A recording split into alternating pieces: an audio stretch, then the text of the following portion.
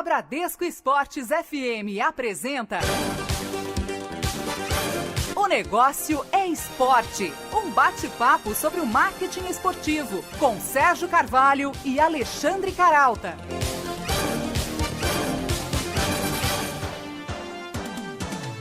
Boa noite para você que nos ouve nos 91.1 da Bradesco Esportes FM do Rio de Janeiro e também dos 94.1 da Bradesco Esportes FM em São Paulo. E também para você que nos segue, nos acompanha na internet, no portal da Band, www.band.com.br, e também para você que pode ouvir o nosso programa sempre, a qualquer momento, acessando o nosso site, o site do Negócio Esporte, www.onegocioesporte.com.br. Começamos mais um programa e, como sempre, aqui ao meu lado na apresentação do Negócio Esporte, o também jornalista Alexandre Caralta. Boa noite, Caralta. Boa noite, Sérgio. Boa noite, ouvintes. Olha, fala-se muito em profissionalização das gestões esportivas, mas mesmo reconhecendo os avanços, a gente sabe que ainda há uma distância relativamente grande entre o discurso e a prática na maior parte dos clubes de futebol no país.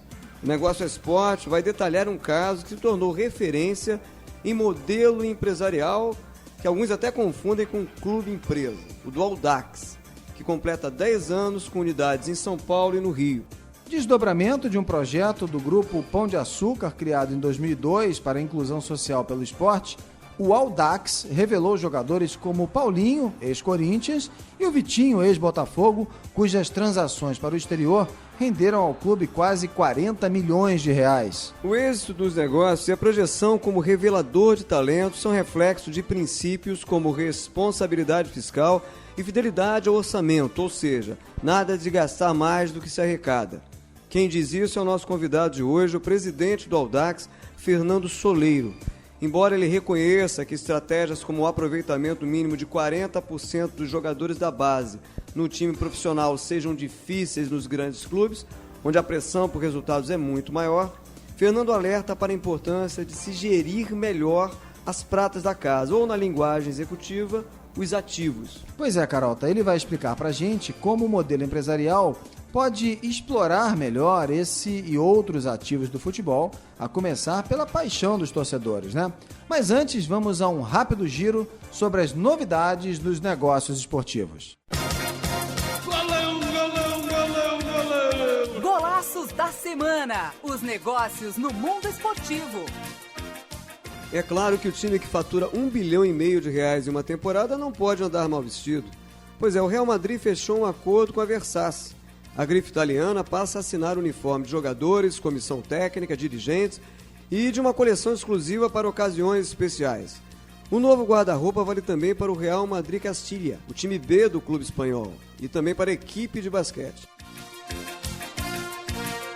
Qual a primeira marca que lhe vem à cabeça? Essa pergunta é feita há 22 anos pelo Folha Top of Mind, levantamento do jornal Folha de São Paulo. Na categoria Copa do Mundo, a Nike foi a campeã com 14% dos votos, mesmo sem ter relação direta com a competição.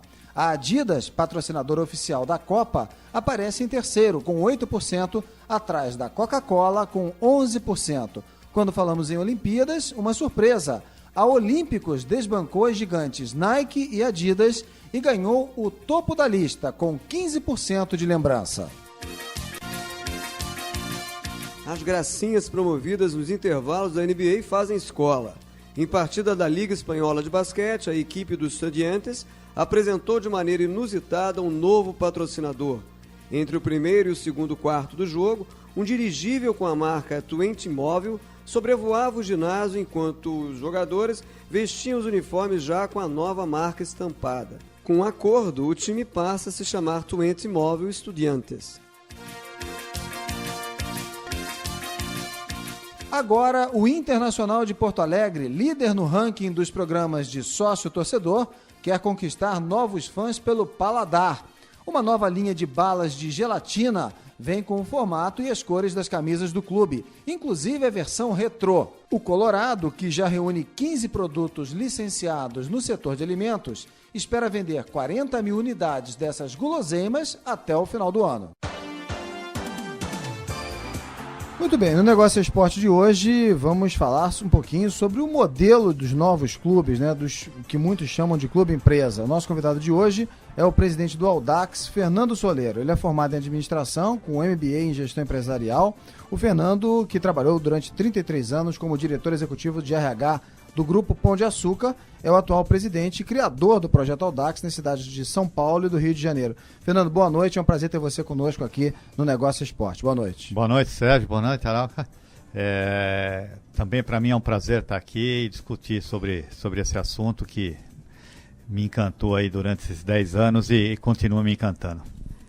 Pois é, Fernando, eu queria começar esse papo aqui esclarecendo, né, a categoria do Audax. O Audax se tornou uma referência de clube empresa. Fala-se muito, né, que é uma empresa e tal, mas na realidade eu queria que você esclarecesse que não é propriamente um clube empresa, né, é uma associação, né, como é um clube como Flamengo, Fluminense, Botafogo, Corinthians e tal, mas com uma gestão absolutamente empresarial.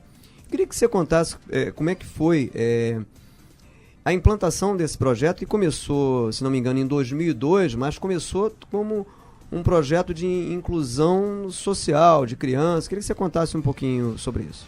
É verdade, o Audax sempre foi tido como um clube empresa por ser um clube onde o Grupo Pão de Açúcar estava por trás, mas não, na verdade ele é um clube associativo mesmo, com os demais clubes do Brasil, só que ele tem um modelo de gestão que é totalmente voltado para uma empresa. A gestão dele é totalmente empresarial. Significa o quê? Responsabilidade fiscal, transparência? Sem dúvida. Controle de custos. Controle de custos, não se gasta mais do que se arrecada. Apesar de ser o Grupo Pão de Açúcar ser uma grande empresa, a gente tem um orçamento limitado, onde não pode ser estourado o orçamento. Então, quer dizer, se o time vai cair, preciso gastar mais dinheiro para o clube não cair. Vai pôr do bolso, porque da empresa não vem um tostão a mais para isso. Então você tem que ter um orçamento, um planejamento feito e tem que ser cumprido à risca, não pode mudar nada. Em que momento, Fernando, quer dizer, houve essa transição de um projeto que começou como um projeto de inclusão social, claro, formando talentos no futebol, mas inserindo garotos de comunidades e tal, e se transformou também provavelmente num negócio? Bom, o clube nasceu em 2003 em São Paulo, através de um modelo que a gente verificou no Brasil inteiro. A gente foi conhecer diversos centros de treinamento de futebol para trabalhar a formação principalmente dos jovens. A gente olhou o Fluminense, o Cruzeiro, o São Paulo, que eram clubes que já tinham centros de treinamento voltados especificamente para a formação desses atletas, e a gente construiu um em São Paulo. Só que precisava ali escolher os primeiros garotos. Como é que a gente ia fazer a avaliação dos primeiros garotos que iam para lá, que o clube iniciou unicamente com as categorias sub-15 e sub-17. Então, lá em 2003, um dos parceiros comigo nesse projeto foi o José Carlos Brunoro, e aí surgiu uma ideia de criar um torneio, um campeonato, onde os garotos iam nas lojas do Grupo Pão de Açúcar se inscrever, mas a inscrição era individual, não era inscrever o time dele, era a inscrição, olha, eu sou atacante, eu sou zagueiro, eu sou goleiro, e aí, desses garotos que se inscreviam, a gente organizaria esse campeonato, e os times que ficassem na final, esses primeiros 36 garotos do Sub-15 e do Sub-17 seriam a primeira equipe formada nas categorias de base. O que aconteceu? A gente tinha uma ideia que precisava de 1.100, 1.200 garotos para fazer esse torneio, e a surpresa foi que a gente teve 73 mil garotos inscritos na primeira Supercopa Compre Bem lá em 2003. Viemos para o Rio, fizemos o mesmo projeto aqui, quando o senhor Arthur Sendas conheceu o projeto lá em São Paulo, gostou muito disso. Tinha ali a Sendolândia lá, que era o clube dos funcionários, na época usado pelo Flamengo ali, que fazia treinos das categorias de base, na Baixada, em São João de Meriti. E aí construímos o mesmo projeto, da mesma forma, criando um campeonato, também a Supercopa Compre Bem aqui no Rio, só que aí limitando as inscrições, que a gente já sabia que ia ter esse problema, e tivemos aqui quase 30 mil inscritos também, e aí daqui saíram também os primeiros garotos que foram para esse clube. Então o clube nasceu como um projeto social. O clube nasceu então já com 100 mil, vamos dizer assim, 100 mil candidatos a jogadores, a integrantes dessas equipes. Sérgio, assim, o sonho, e ainda hoje continua, dos garotos, se tornarem jogador de futebol, ele no Brasil ele é enorme. Ele é enorme. O Brasil tem essa capacidade de formar jogadores de futebol, mas assim, com uma velocidade que a gente não conhece no mundo. E a gente andou vendo aí como é que o pessoal trabalha no mundo, na questão da formação, mas o Brasil é fora de série nisso. E, assim, os clubes hoje precisavam olhar mais para isso, né? Eles não dão tanta atenção a isso, mas é muito grande essa formação. Quando você diz que não dá tanta atenção, a gente toca num ponto aqui muito criticado, né? Que são as categorias de base, né? E o Audax, o projeto do Audax, ele se notabilizou justamente por conseguir revelar talentos que obviamente são ativos, são patrimônios e que representam negócios. Mas aí a gente observa que esse sucesso, esse êxito, muitas vezes, quando a gente põe na balança, né, e compara, né, significa que os clubes tradicionais, de certa forma, estão deixando a desejar nesse ponto. Aí eu te pergunto, você que se tornou um especialista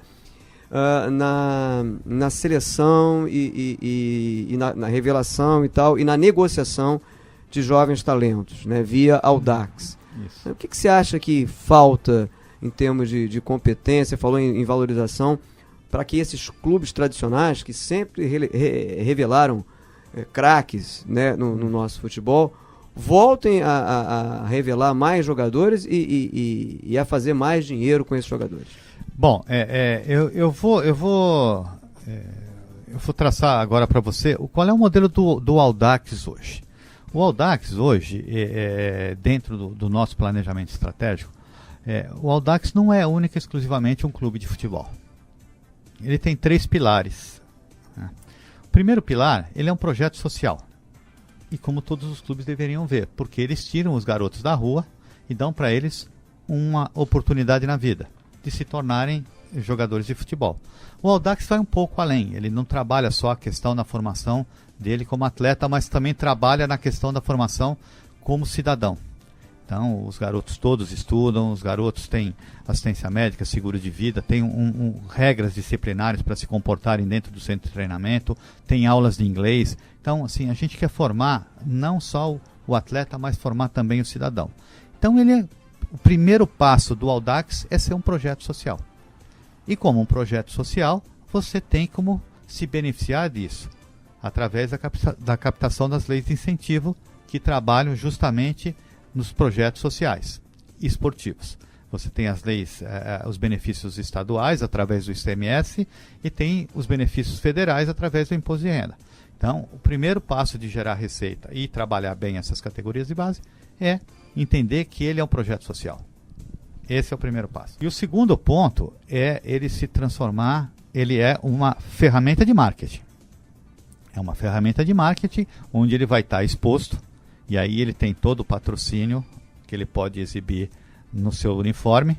Ele tem toda a comunidade em volta da família desses meninos, na cidade onde ele está inserido. Tem toda essa comunidade onde ele pode trabalhar e gerar receitas. Através do sócio-torcedor, hoje que a Ambev trabalha muito bem esse processo do sócio-torcedor, através de exposição de marcas do seu uniforme. E o terceiro ponto, que vamos dizer assim, é o principal, ele é um clube de futebol. E como um clube de futebol, ele tem que gerar suas receitas, que é através dos direitos de imagem na disputa de campeonatos e na venda de jogadores, né? Na transferência de jogadores. Ele faturou, me corrija se eu estiver errado, ele faturou alguma coisa em torno de 30 milhões, né? Com a venda com a transferência do Paulinho para o Tottenham. Uhum. E também com a venda do Vitinho, né? Que saiu do Botafogo, aliás, vinha fazendo um ótimo campeonato brasileiro pelo Botafogo. Né? Quer dizer, esse é o principal filão em termos de negócio do Audax, né? Do Audax e de todos os clubes. A venda de jogadores. A venda de jogadores. O clube deveria... Hoje, o clube de futebol, ele vive basicamente de 3 receitas. Ele vive da receita da televisão, dos direitos de imagem quando ele disputa esse campeonato. Então, essa é uma receita. A segunda receita é o patrocínio inserido nos uniformes. E o terceiro é a bilheteria. o clube deveria viver disso, porque essas são as receitas, que é aquela que eu falei no início, que são as receitas que você sabe que vai ter. Que é o calcanhar de Aquiles do Audax, Isso, a bilheteria, não é a isso? bilheteria, assim, esse é um ponto que a gente falhou, que a gente não conseguiu trazer torcida, apesar de ainda ser um clube novo e agora que está atingindo as primeiras divisões, é agora que você começa a gerar torcida. Uma questão de tempo, talvez, também, né? Também, sem quantos dúvida, torcedores, sem dúvida. para que a gente tenha uma ideia, o Audax tem nesses... São quantos anos? São 10 anos, não é isso? A Audax leva por jogo 200 a 300 pessoas para assistir seus jogos.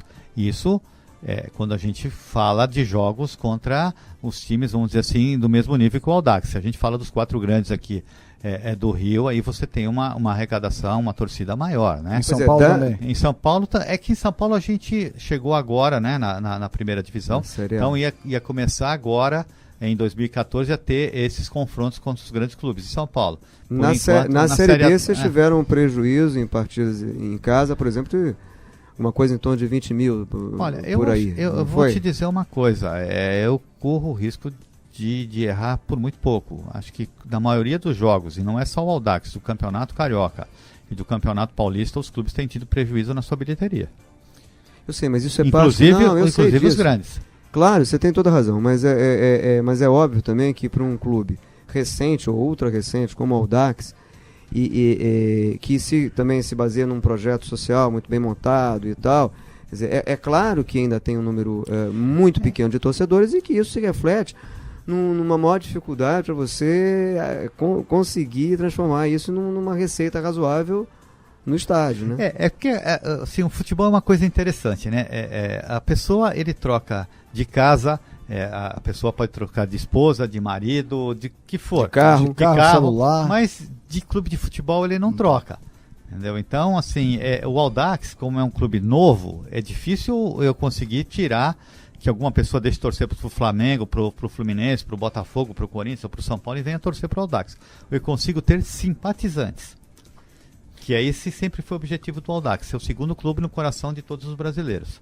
Essa era a ideia do Audax, é para isso que o Audax foi criado, né? Antes da gente fazer o nosso primeiro intervalo, aproveitando ainda essa questão da venda dos jogadores, né, o que tem de diferente, então, que o Audax apresentou, praticou, em relação aos grandes clubes de São Paulo e do Rio de Janeiro, para que você tenha um resultado melhor, êxito, né? né? Um êxito maior aí? Bom, eu vejo 3 pontos. Primeiro é a filosofia de trabalho, desde a captação desse garoto, e aí quando ele ingressa nas categorias sub-13, sub-14, até ele se tornar um profissional, a filosofia de trabalho é igual, é idêntica em todas as categorias. Muitas vezes isso no clube não acontece. O cara do 15 faz o trabalho dele, depois o 17 que se vire. E depois do 17, o 20 é que se vire. Eu não tenho a mesma filosofia, os mesmos modelos de treinamento que ele tem desde que ele chega até ele se tornar um profissional. Então, quando ele chega num modelo completo que a gente entende ser um modelo de sucesso. Porque eu tenho times competitivos nas categorias de base, eu já fui campeão sub-15, campeão sub-17, 5º lugar na Taça São Paulo sub-20. Então, assim... comparando, Fernando, mal comparando com o ambiente corporativo, é como se você formasse um trainee, depois ele chegasse já a um estágio de Júnior, profissional e tal, já incorporando aquela filosofia da empresa. Perfeitamente, e tal, né? é isso como mesmo. A gente observa, eu eu sei que é chato às vezes a gente ficar comparando com clubes europeus, como se eles fossem, né, muito superiores, mas a verdade é essa, né? Alguns clubes europeus já adotam esse modelo, que facilita por uma série de aspectos, inclusive o esportivo, porque ele já chega incorporando uma filosofia, inclusive tática, né? O segundo ponto é a questão da diretoria, quer dizer, é o mesmo comando durante os 10 anos. Então, você não muda os seus critérios de valores, de trabalho, você mantém isso durante 10 anos, também facilita esse projeto. E o terceiro ponto, que eu acho que é o mais importante num processo hoje, principalmente no Brasil, é que desde as categorias de base até ele se tornar profissional, eu não tenho a figura do empresário envolvida no processo. A gente vai continuar esse bate-papo com o presidente do Audax, Fernando Solero, conversando aqui pela Bradesco Esportes FM 91.1 Rio e 94.1 São Paulo, voltando com o Negócio Esportes daqui a pouquinho, logo após o intervalo. É rapidinho, a gente volta já já. Um pit stop. O negócio é esporte volta já, na Bradesco Esportes FM. Na Bradesco Esportes FM, o negócio é esporte, com Sérgio Carvalho e Alexandre Caralta. De volta pela Bradesco Esportes FM, 94.1 São Paulo, 91.1 no Rio de Janeiro, com o Negócio é Esporte, essa semana conversando sobre o modelo de clube-empresa. Estamos conversando aqui no Negócio é Esporte essa semana com o presidente do Audax, Fernando Soleiro. Eu lembro para você que você pode seguir a nossa fanpage no Facebook, seguir também o nosso perfil no Twitter, no endereço @onegocioesporte, e também acessar a nossa página www.onegocioesporte.com.br. Antes da gente continuar o nosso bate-papo com o Fernando Soleiro, vamos a um rápido giro pela agenda dos negócios esportivos. Circuito dos Negócios. Não perca o que vem por aí no marketing esportivo. Os torcedores do Flamengo, finalista da Copa do Brasil, estão em alta. Chega aos cinemas o filme Pulmão das Arquibancadas, que conta a história da maior torcida organizada do Clube da Gávea, a Raça Rubro-Negra. O longa, dirigido por Pedro Van Kruger e Marcel Costa, traz depoimentos de ídolos como Zico, Andrade, Petkovic Júnior e Leonardo Moura. Por falar em ídolos, a nadadora Fabiola Molina e o meia Juninho Pernambucano, do Vasco da Gama, participam do seminário Trajetória de um Campeão. Eles vão contar os desafios que superaram até as vitórias no esporte. Organizada pelo Instituto IAJ e a FD Assessoria, o encontro está marcado para o próximo dia 25, no auditório do Barra Life, na Barra da Tijuca, zona oeste do Rio de Janeiro. O técnico da seleção brasileira, Luiz Felipe Scolari, está escalado para a palestra de abertura do 28º Congresso Brasileiro de Treinamento e Desenvolvimento entre os dias 26 e 29 deste mês, em Santos. Campeão do mundo em 2002, Felipão abordará temas como disciplina, dedicação e relacionamento com as equipes. Belo Horizonte aproveita o campeonato recém-conquistado pelo Cruzeiro e investe ainda mais na profissionalização do esporte. Nos próximos dias 21 e 22, a cidade recebe o Seminário de Gestão do Esporte Mineiro. O evento vai contar com a participação da ex-atleta e gerente de planejamento do Comitê Olímpico Brasileiro, Adriana Bear, e de Eros Biondini, secretário de Estado de Esportes e da Juventude de Minas Gerais. O seminário acontece no auditório do Banco de Desenvolvimento de Minas Gerais, no bairro Lourdes, a partir das 9 da manhã. Muito bem, no Negócio Esporte de hoje nós estamos conversando com o Fernando Soleiro, presidente do Audax no Rio e em São Paulo. Fernando, antes do intervalo, você comentava que uma das características do modelo implantado no Audax é, digamos assim, se é que eu posso usar essa palavra, uma imunidade em relação ao assédio excessivo de empresários. Eu queria que você explicasse melhor como é que vocês fizeram, como é que vocês implantaram esse modelo, na medida em que a gente observa muitas críticas, né, em relação ao relacionamento, né, dos clubes tradicionais com alguns empresários, né? Alguns chegam a dizer que os clubes se tornaram reféns dos empresários por uma série de motivos. Você concorda com isso? E como é que você conseguiu implantar um modelo à parte lá no Audax? Bom, eu concordo com isso, eu acho que é isso mesmo, e também não quero satanizar a figura do empresário, que eu acho uma figura extremamente importante no modelo de futebol brasileiro e mundial. Eu acho extremamente importante essa figura, mas não tão cedo, não nas categorias de base. O que acontece? Hoje, o Brasil tem uma legislação, que é a Lei Pelé, que rege o futebol brasileiro.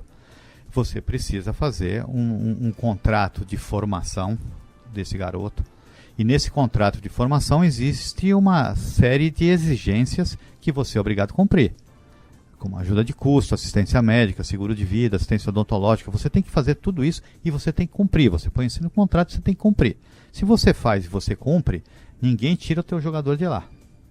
Segundo ponto, tudo que você investe nesse garoto, nessa formação, para esse garoto sair do clube, o clube tem que ser ressarcido até 2.000 vezes o que ele gastou. Então, vamos supor que ele gaste R$1.000 com esse garoto, até 2.000 vezes. Esse garoto, para sair de lá, tem que ter um valor de R$2 milhões. E quem tira esse jogador de lá? É o empresário. Então, se o empresário quiser tirar, ele que pague. Aí o empresário não vai investir esse valor todo. O que o empresário faz? O empresário segue o garoto para ver onde ele mora, vai no pai do menino e oferece para esse pai, para essa família, algumas benefícios que o clube não vai fazer. Eu te dou uma casa, eu te dou um carro, eu te dou X mil reais. É um retorno a curto prazo ali, que muitas vezes é atraente porque os jogadores vêm de origens humildes, carentes. A maior parte deles, sem dúvida, Sérgio, é isso mesmo. Só que o Audax, ele tem um diferencial. Ele, como não trabalha com muita quantidade de garotos, ele trabalha com um nível máximo de 18 a 20 jogadores por ano de nascimento. Então eu tenho em cada categoria sub-15 e 17 no máximo 40 garotos. A gente sabe o garoto, conhece o garoto pelo nome, o nome do pai, o nome da mãe, e estabelece com eles uma relação de confiança e mostra para eles que não precisa dessa figura do empresário, que pode nesse momento atrapalhar a cabeça do garoto e esquecer porque o garoto sonha que com 15, 16 anos ele já é um Neymar que já tem que ganhar 50, 60 mil. Isso no futebol é muito poucos que conseguem. Então a gente trabalha muito a cabeça dos pais para eles entenderem isso e falar, olha, nós vamos formar seu filho para que ele chegue lá. Acredite no trabalho da gente que a gente vai fazer isso acontecer. E a gente teve exemplos.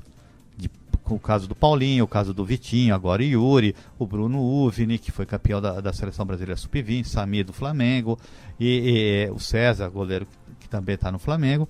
A gente tem vários exemplos de vários jogadores que foram formados lá sem necessitar da figura do empresário e se tornaram jogadores escolhidos aí por grandes clubes do Brasil para fazerem parte do seu plantel. Só antes de passar a bola aqui para o Sérgio, deixa eu só emendar, você está falando aí você citou alguns exemplos, e eu te pergunto, como é que é essa articulação, né, com os clubes necessários para serem vitrines? Quer dizer, o Audax revela, passa para clubes tradicionais, né, é o empréstimo do jogador, né?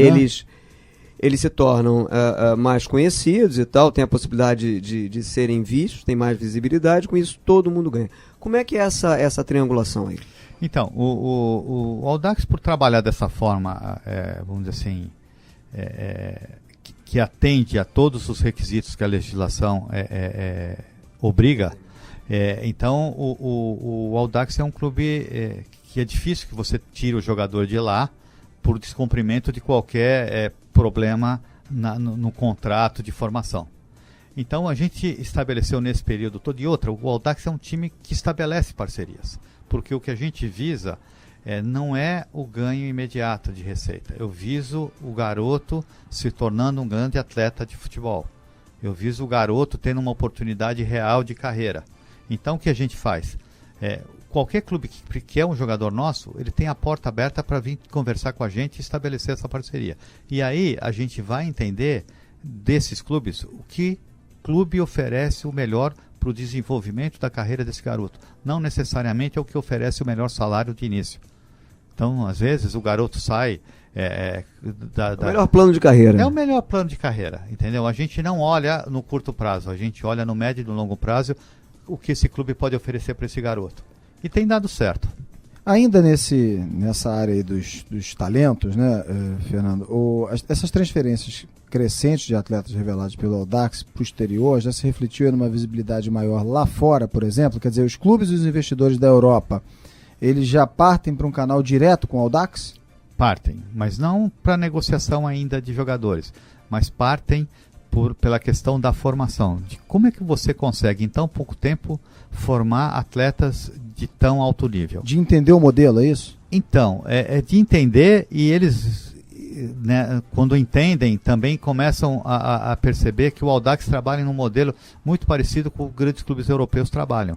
Então, a gente já teve aqui o pessoal do Arsenal da Inglaterra, o pessoal do Manchester United da Inglaterra, o pessoal do Porto de Portugal, vindo conhecer o modelo do clube, de que forma o clube trabalha e interessado em estabelecer parcerias, principalmente nos processos de formação desses garotos.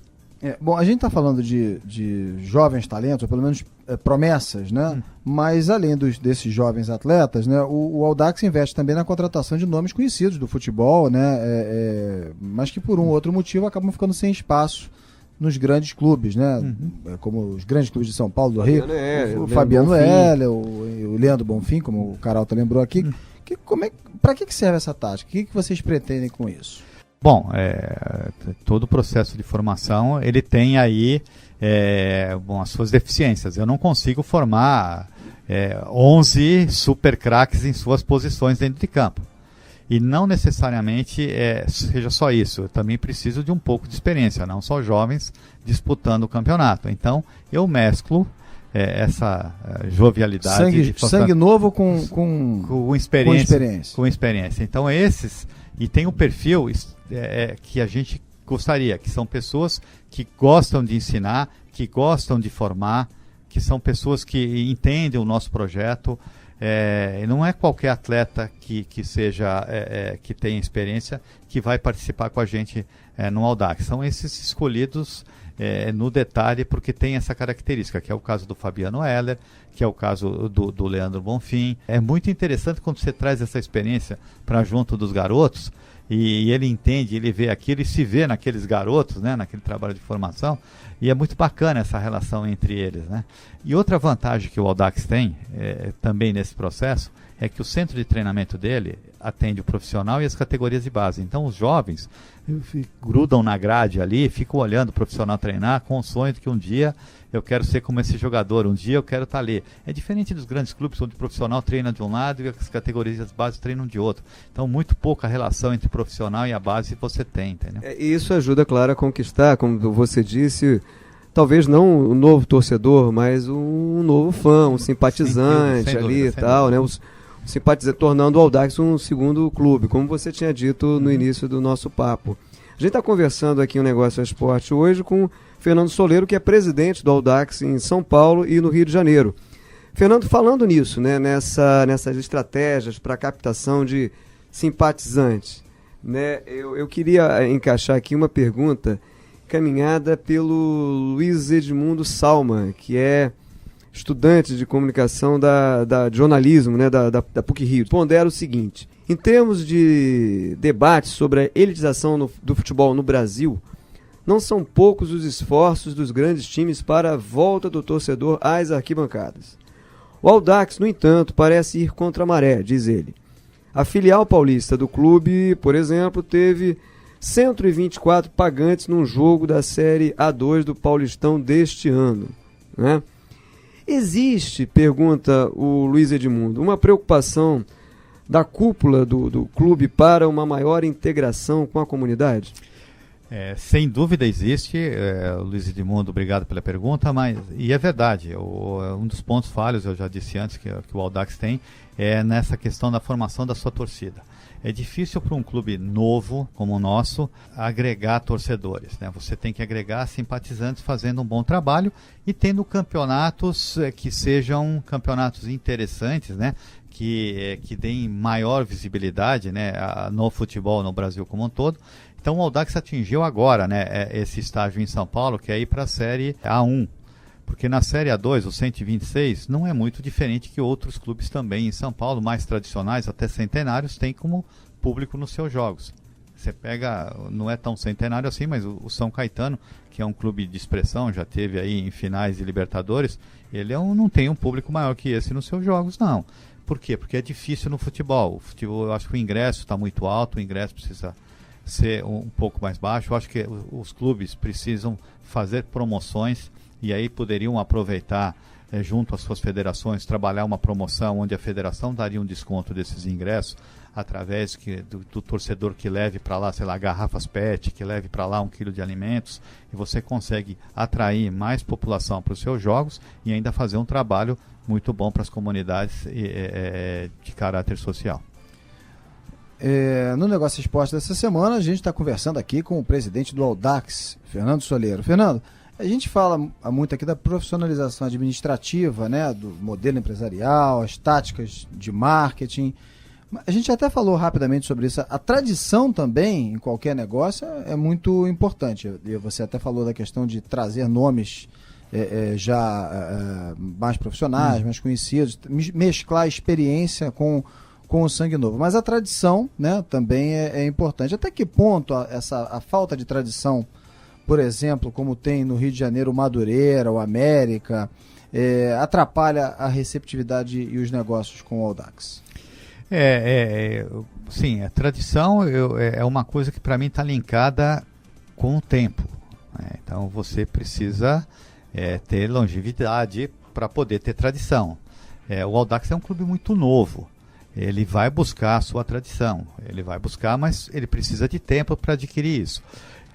Eu acho que se você faz um trabalho sério, um trabalho organizado, um trabalho com consistência, você consegue diminuir essa lacuna, né, que você tem, né, esse ato com a questão do tempo da tradição. Só uma curiosidade, de onde surgiu o nome?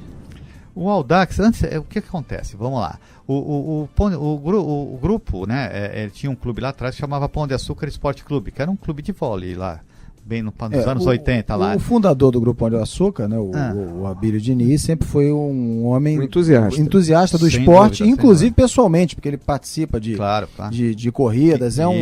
Foi ele, inclusive, né, Fernando? Foi ele que escalou pessoalmente o Fernando para tocar isso aí, né?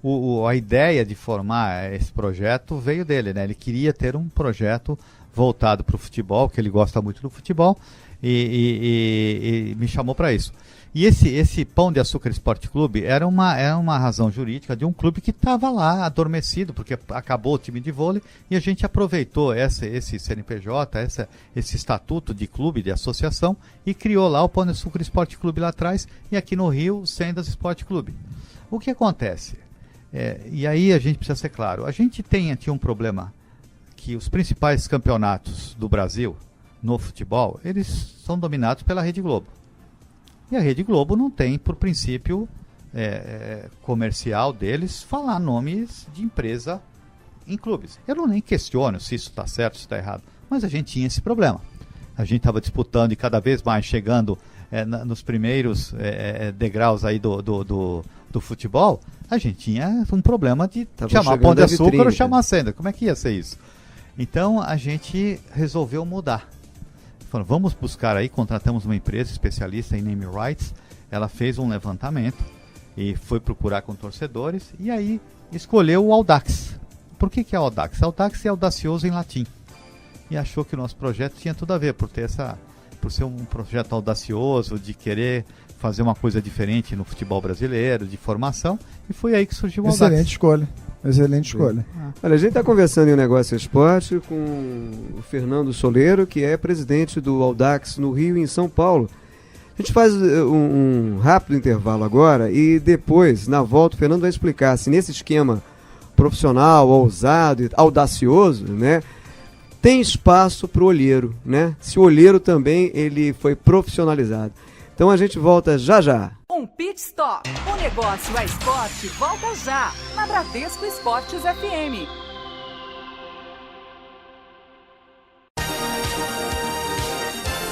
De volta na Bradesco Esportes FM. O Negócio é Esporte. De volta pelos 94.1 em São Paulo e 91.1 no Rio de Janeiro. E eu lembro que você pode também conferir o nosso programa acessando a nossa página na internet, www.onegocioesporte.com.br. Você pode ouvir essa entrevista de hoje, quando estamos conversando aqui com o Fernando Soleiro, presidente do Audax, e também as entrevistas anteriores. Pode também nos seguir pelo Twitter, né? No endereço @onegocioesporte, @onegocioesporte, e ainda curtir a nossa fanpage no Facebook. Como eu já falei, o nosso convidado dessa semana é o Fernando Soleiro, presidente do Audax. Fernando, a gente não pode deixar de falar dos fenômenos, né? Acabamos de falar aqui do Twitter, que é o mais recente entrante aí na Bolsa de Valores nos Estados Unidos, né? Impressionantemente, o valor do Twitter passou para 18 bilhões de dólares, um negócio surpreendente. E a gente não pode deixar, então, de abordar a questão das redes sociais, que são aliadas também de grandes equipes, né, das principais grifes do futebol mundial. como a gente até vem abordando aqui em outros programas, e que vem dedicando investimentos crescentes, né, a esses canais para ampliar não só a globalização das marcas e também conquistar os torcedores, né, mundo afora. Como é que o Audax, né, lida e trabalha com essa questão das redes sociais? Muito fortemente, Sérgio. O Audax hoje ele tem assim, mais seguidores que clubes tradicionais do Brasil. Não digo os grandes clubes, que aí é difícil competir com eles em função da torcida, mas sim, pega clubes centenários como Ponte Preta, como Guarani, como Madureira, o Audax tem muito mais seguidores que esses clubes nas redes sociais. Nós estamos falando de quantas pessoas? A gente tem aí por volta, eu tenho por acessos mês ao nosso site por volta de 12 a 15 mil acessos no nosso site. E é feito um trabalho único ou é segmentado para o Rio e para São Paulo? Não, é segmentado para o Rio e para São Paulo. É segmentado, mas volto a dizer, usando a mesma filosofia. Então, os jogos todos são transmitidos no Twitter, passo a passo do que vem acontecendo, tanto em São Paulo quanto no Rio. Os resultados, as fotos do jogo, todas vão no dia seguinte para o site. O site é atualizado toda semana, você tem atualizações de notícias, de acontecimentos, tanto em São Paulo como no Rio. É o mesmo modelo. Se você entrar na cara do site de São Paulo ou do site do Audax do Rio, e você vai ver a mesma cara, o mesmo jeitão. São as notícias que são referentes a cada clube e que atendem a sua respectiva comunidade. E o Audax ele conseguiu uma visibilidade muito grande, claro, na medida em que ele foi o clube revelador de alguns jogadores que estavam na vitrine, negociados recentemente, como o Paulinho e o Vitinho, sobre os quais a gente falou aqui, né? Então é quase que inevitável a gente conversar sobre o olheiro, né? Quer dizer, como é que vocês profissionalizaram nesse esquema tão profissional o olheiro, né? É uma coisa interessante. A gente também fez, na questão do olheiro, que a gente chama lá de observador técnico, uma profissionalização, mas mesclando as duas coisas, a experiência do futebol e também a sua formação acadêmica.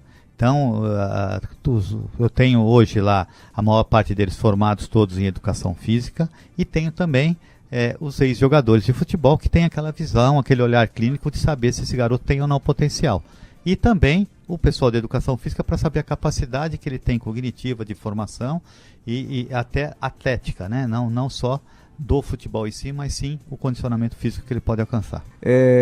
A gente percebe aí ao longo da história dos clubes tradicionais, né, no desenvolvimento de novos talentos, né, e na contratação de novos talentos de fora e tal, em que eles apostam, muitas vezes o jogador tem uma competência técnica, tem uma vocação para craque até, mas muitas vezes ele não consegue desenvolver isso por falta de condições de trabalho, por falta de um suporte psicológico. Às vezes o jogador vem de fora do interior, vem para um grande centro, São Paulo, Rio de Janeiro, por exemplo, e ele não consegue se adaptar, consequentemente ele não consegue render, ele acaba minguando, acaba sendo vendido, esse investimento até, ele acaba não indo para frente, né?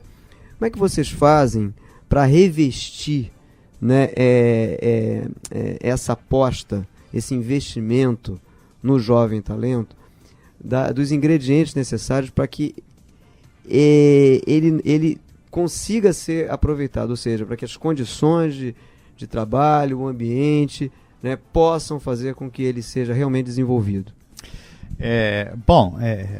A gente sabe as condições reais do Brasil, né? Essa questão da pobreza, essa questão da condição social, da dificuldade às vezes que ele teve de aprendizado, de escola, de nutrição, tudo isso atrapalha no seu processo de formação futuro. Quando a gente traz para o Audax, o Audax tem nos dois clubes alojamentos onde a gente consegue colocar até 60 garotos lá alojados para trabalhar nesse processo de formação. E a partir daí a gente começa a mudar essa condição de vida dele.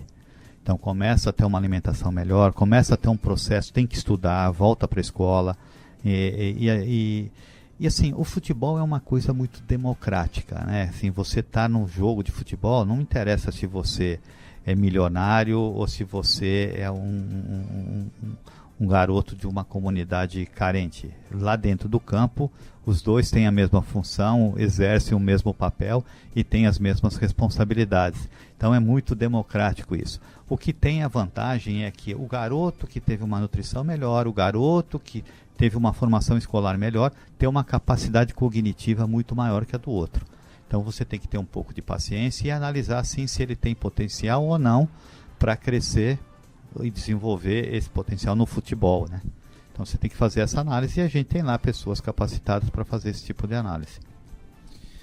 No Negócio Esporte dessa semana, estamos conversando com o Fernando Soleiro, presidente do Audax, né? O nosso bate-papo é sobre o Clube Empresa. Fernando, esse ano o clube se destacou pela boa campanha na primeira divisão do Campeonato Carioca, né? E em São Paulo garantiu acesso à primeira divisão do Campeonato Estadual, né? Do Paulistão. Além disso, lucrou, como a gente já falou aí, com as vendas de alguns jogadores, o Vitinho, o Paulinho. E quais são as metas agora do clube para o próximo ano, né? Tanto na questão esportiva, né? Quanto também no campo dos negócios. Bom, vamos lá. Na questão do campo dos negócios, o Audax tem hoje 50 jogadores fora do Audax, jogando em grandes clubes do futebol brasileiro e do futebol mundial. Então eu já tenho hoje 50 potenciais Paulinhos, Vitinhos, aí já espalhados pelo Brasil todo e até em alguns clubes do exterior. Então esse é o ponto 1, que logo vocês vão ver mais alguns aí se destacando.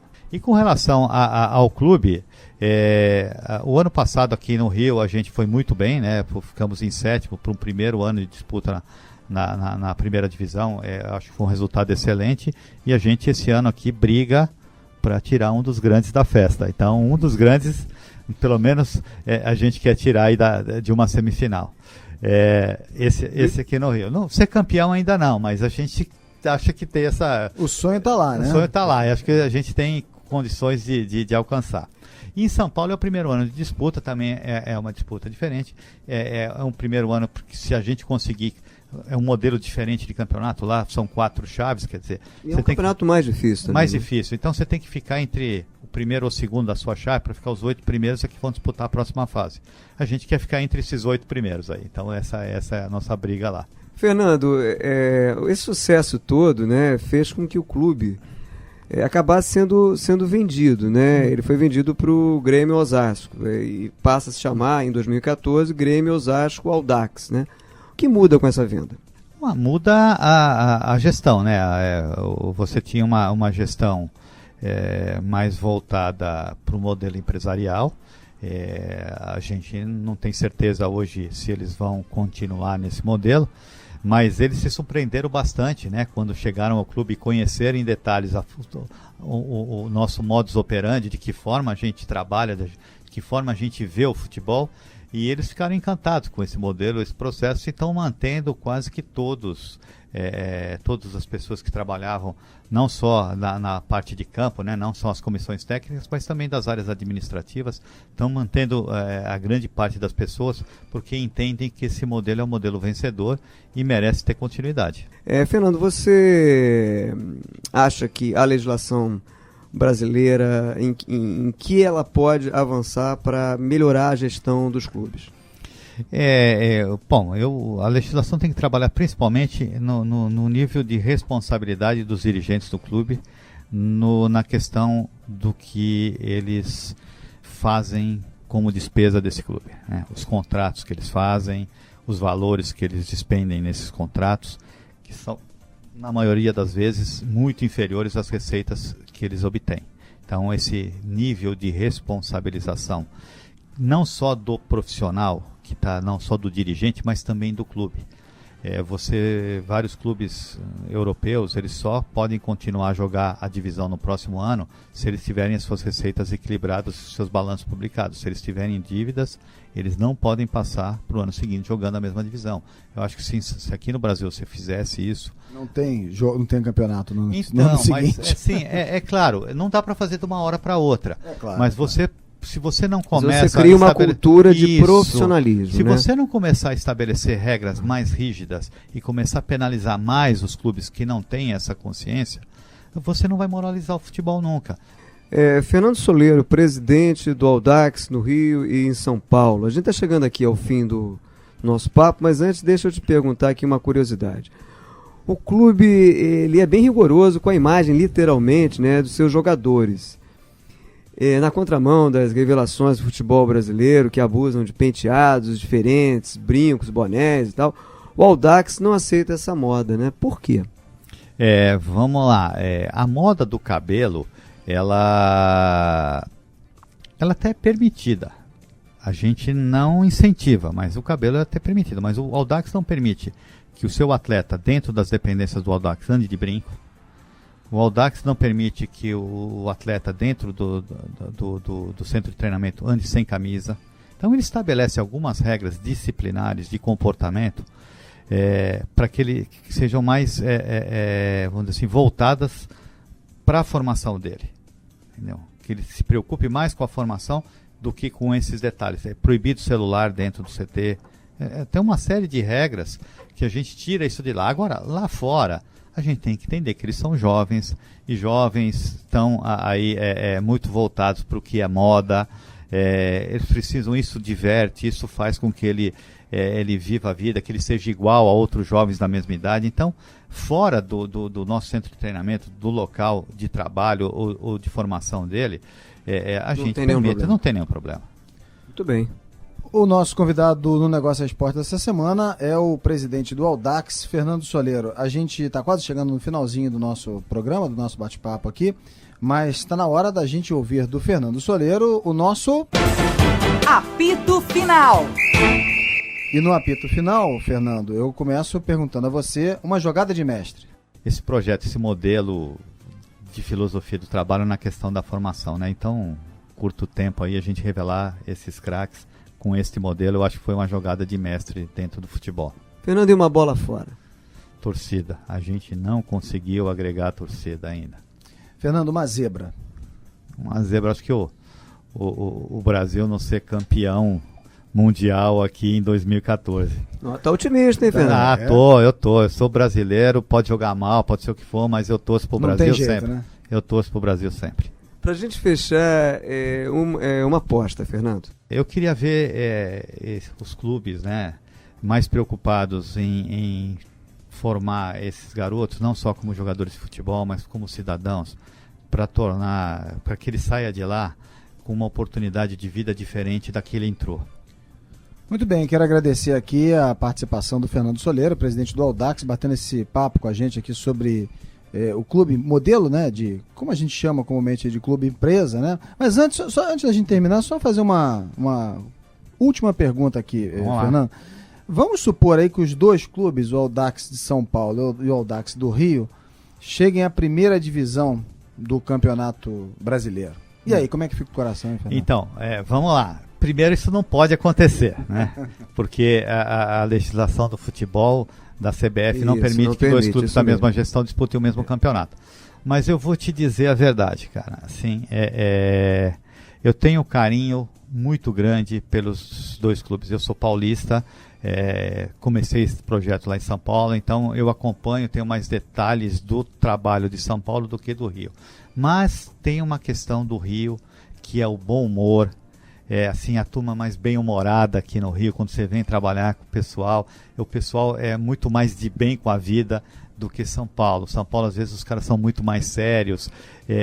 Não é que aqui não seja sério, mas trabalha com um pouco mais de leveza, com um pouco mais de alegria e mais descontração, e eu acho que isso é importante, principalmente para a questão do esporte. Tá maravilha, bom? Maravilha. Fernando Soleiro, presidente do Audax, participando conosco essa semana aqui no Negócio Esporte. Fernando, muito obrigado pela sua presença aqui no programa e até uma próxima oportunidade. Obrigado a todos, muito obrigado, boa noite a todos. Obrigado. Uma boa noite, Fernando, um grande abraço. Obrigado. Ok, esse foi então o Fernando Soleiro, presidente do Audax, falando para a gente desse modelo, né, de gestão que a gente acaba rotulando aí, às vezes até um pouquinho errado, de o modelo do clube empresa. Mas agora está na hora da gente ouvir a nossa... Caixinha de surpresas. Toda semana, um destaque da história do mercado esportivo. Como conversamos hoje sobre o caso Audax, o Caixinha faz uma deferência ao próximo presidente do clube, vendido recentemente para o Osasco, nosso Vampeta. A gente tira do baú um comercial em que o ex-jogador, campeão do mundo em 2002, sob o comando de Felipão, vende os serviços de, acreditem, queridos ouvintes, uma corretora de câmbio. Vamos ouvir. Investir como home broker da TOV é assim: estabilidade, segurança, agilidade e a credibilidade do Grupo TOV. Aqui a regra é clara: no mercado à vista, fracionário opções, só R$5 por ordem executada. E também tem a melhor correntagem em mini contrato, 50 centavos por contrato. Vai ficar aí perdendo tempo? Abra sua conta e comece a operar. Afinal, você quer ou não quer ganhar mais? Na TOV investir é simples. Compare e comprove.